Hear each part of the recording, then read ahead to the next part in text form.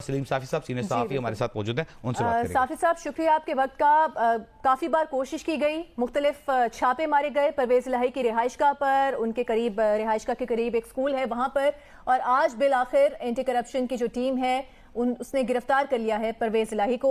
ये कितना बड़ा डेंट है मौजूदा हालात में पीटीआई के लिए?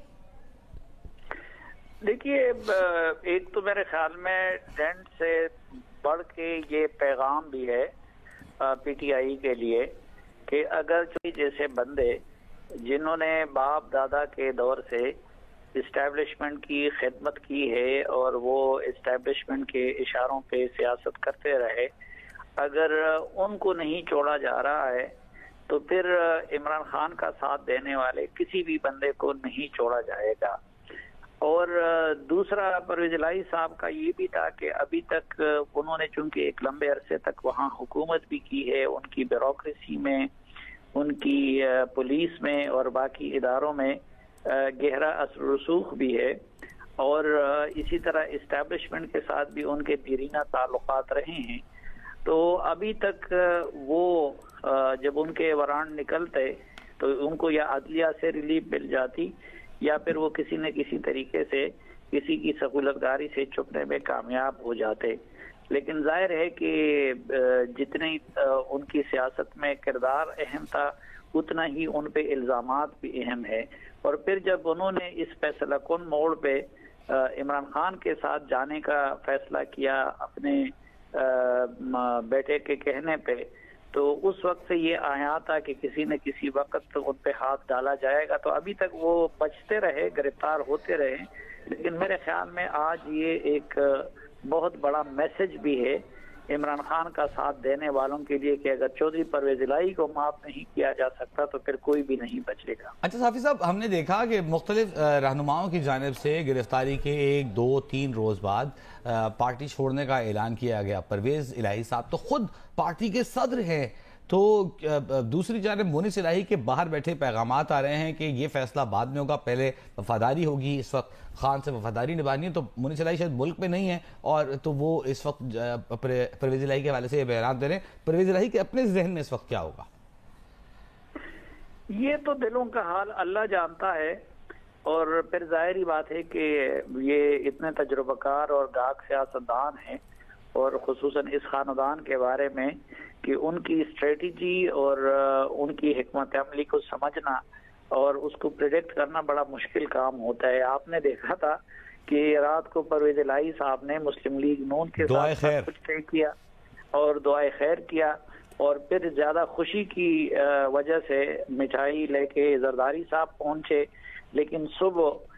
किसी के इशारे पे अब वो कह रहे हैं वो अचानक इमरान खान के पास चले गए। इसी तरह कल तक वो इमरान खान का नाम सुनना गवारा नहीं करते थे, इमरान खान उनको पंजाब का सबसे बड़ा डाकू करार देते थे,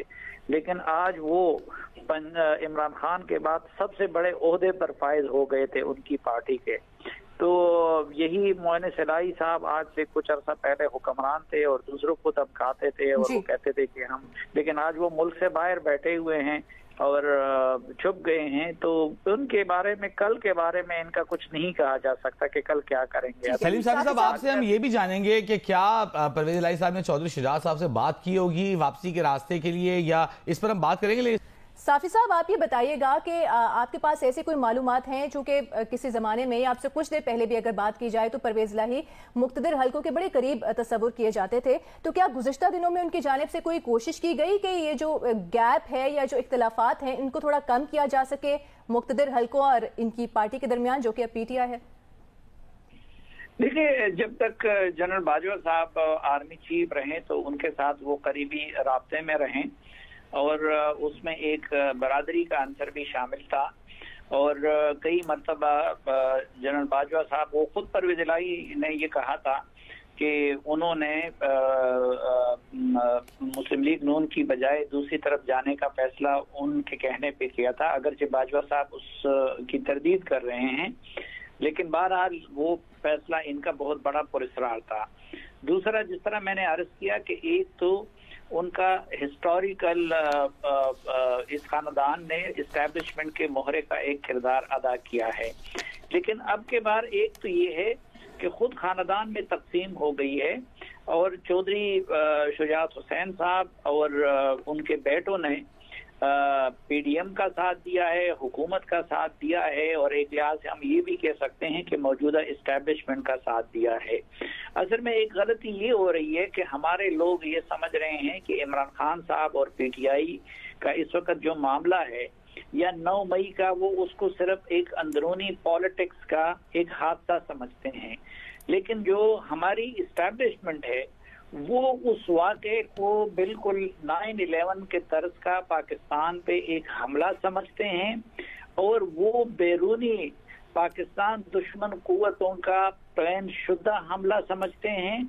जिसके लिए पाकिस्तान तहरीक इंसाफ को इस्तेमाल कर दिया गया। तो अब उनके लिए इमरान खान का साथ देना बिल्कुल एक रेड लाइन बन गया है।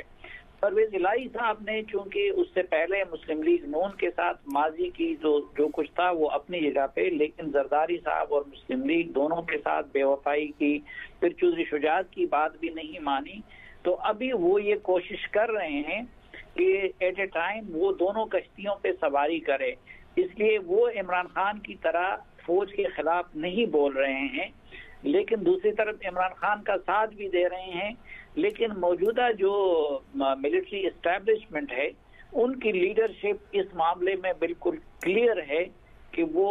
ये दो रंगी या दो कश्तियों पे सवारी उनको काबिल कबूल नहीं है और इमरान खान साहब के साथ देना किसी भी सूरत में उनके लिए काबिल कबूल नहीं हो सकता और परवेज इलाही साहब की गिरफ्तारी आज उसका एक सबूत भी है। अच्छा साफी साहब हमारे साथ हमें ज्वाइन किए ब्यूरो चीफ जी न्यूज़ लाहौर रईस अंसारी साहब ने भी, उनकी जानिब भी जाएंगे, लेकिन आपसे हम नेक्स्ट स्टेप की बात करते हैं। एक जानिब तो पीटीआई की सदारत है जो कि परवेज इलाही के पास है, और अगर इमरान खान ना हो यानी कि ये सियासत में उनके हवाले से कोई सवालिया निशान लग जाए तो परवेज इलाही के नाम कुर्रा फाल निकल आएगा, या दूसरा काफ लीग में वापसी, चौधरी शुजात उनके बड़े भाई हैं, वहां वापसी का रास्ता उनके पास शायद हमेशा खुला रहे। तो आपके देखते हैं मुस्तकबिल में ये दोनों रास्ते में से कौन सा रास्ता परवेज इलाही इख्तियार करना चाहेंगे? मेरे ख्याल में देखिए, जिस तरह मैंने अर्ज किया था कि पहले से तो प्रिडिक्ट नहीं किया जा सकता और इनके बारे में तो बिल्कुल नहीं किया जा सकता, लेकिन एक तो ये है कि जो पीटीआई की सदारत का मामला था तो वो बहुत आर्जी नजर आता है और परवेज इलाही साहब जानते होंगे कि जो इमरान खान का वर्कर है वो उनको लीडर के तौर पर उनकी अदम मौजूदगी में कबूल नहीं करेगी। और अभी तो चूंकि इमरान खान साहब ने उनको एक ओहदा दे दिया तो उनके यहाँ ये कल्चर नहीं है कि उससे इख्तिलाफ का इजहार किया जाए और इमरान खान साहब की हर बात पे आमन्ना व सदकना कहा जाता है। लेकिन उनके जेल जाने की सूरत में या उनके नाअहल होने की सूरत में परवेज इलाही साहब को भी ये अंदाजा होगा कि ना पीटीआई का वर्कर उनको कबूल करेगा और पीटीआई का वर्कर भी ये जानता है और इमरान खान साहब भी ये जानते हैं। इसलिए पिछले दिनों उन्होंने अपने जाननशीन के तौर पर अगर मुझे वो भी परमानेंट नहीं लगता, उन्होंने शाह महमूद कुरैशी का नाम दे दिया। इसलिए ज्यादा इम्कान इस बात का है कि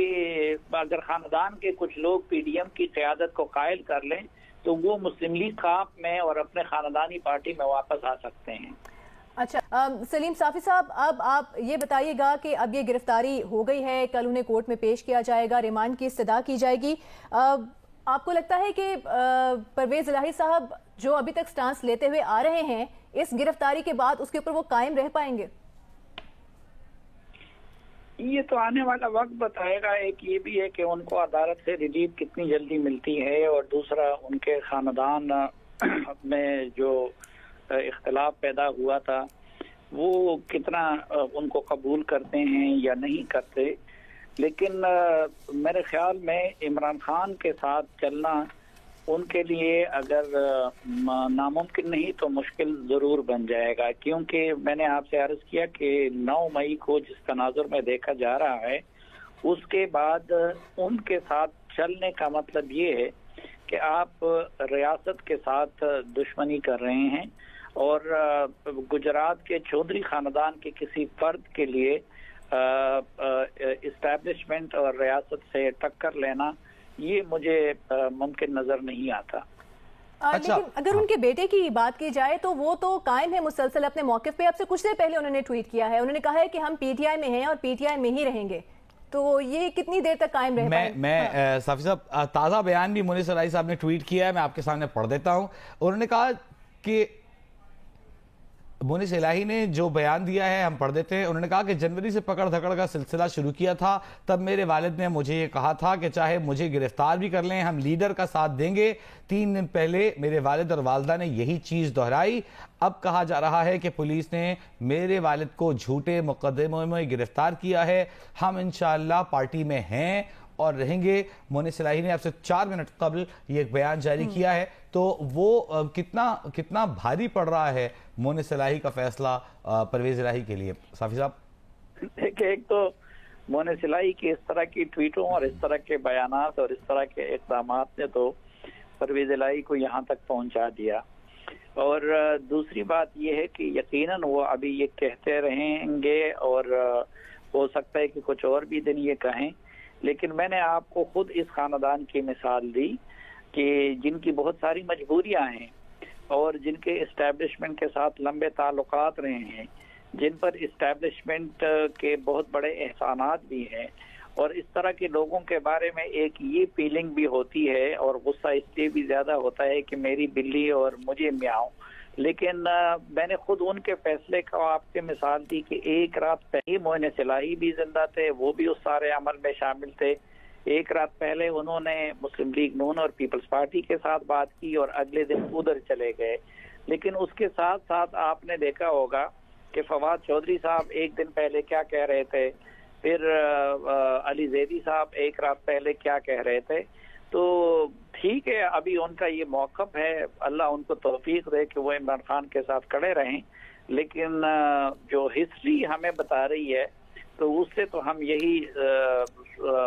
नतीजा अखज़ कर सकते हैं कि ज़्यादा देर उनका इमरान के साथ खड़ा रहना मुमकिन नहीं रहेगा। अच्छा, चलिए।